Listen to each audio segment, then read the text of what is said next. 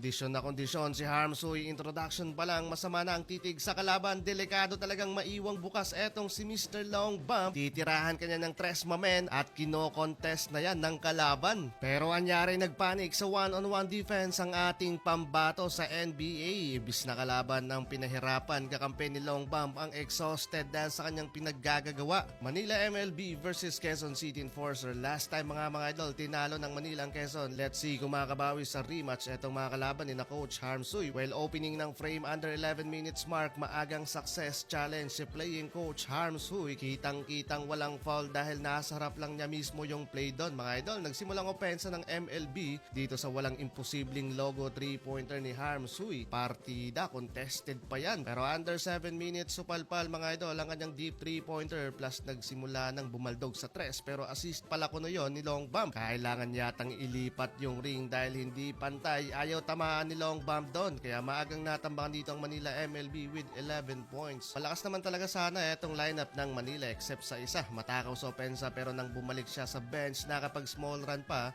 ang Manila doon. Bawas nang nagsasayang sa ball possession ng violet shirt hanggang sa naibaba pa nga nila mga idol sa 5 points ang kalamangan ng Quezon. Pero pinasok pa si Long Bump sa last second with 9 points lead na ang Quezon doon. Baldog na naman mga idol. 34-43 end of first quarter. Second quarter, Lobo sa 16 points ang lead ng Quezon. Paano ba naman kasi sobrang init na doon ng ace player ng Manila. Kada tira yanig ang ring ng kalaban dahil ayaw pumasok. Pinakain pa ng alikabok dyan si Long Bump. Ginawang practice body ng Quezon doon si Coach Harmsuy. Nagpanik pa mga idol ang ating pambato sa NBA nilamon sa one-on-one defense. Wala nang ibang ginawa kundi magpaula ng baldog 3-pointer. Pero napahiya yata ako mga idol. Under 3 minutes finally for almost 1,000 attempt. Nakuha din niya ang pangalawang 3 points basket dito sa laban. Hirap na hirap mga idol si Mr. Long Bump na magbuhat sa Manila MLB first half 20 points. Advantage dyan ang Quezon 61-88. Chua, open lane.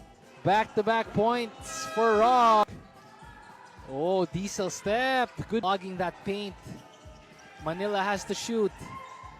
They respectable outing. Harmond Huy, another attempt. Rob Chua. Oh! And for those of you just joining us, most of the enforcers as create. Harmond Huy wants to answer though. Not that time. Quezon City just wants to wind this down, but Rob Chua and Manila winding down the clock. And Quezon City 151-113 is our score.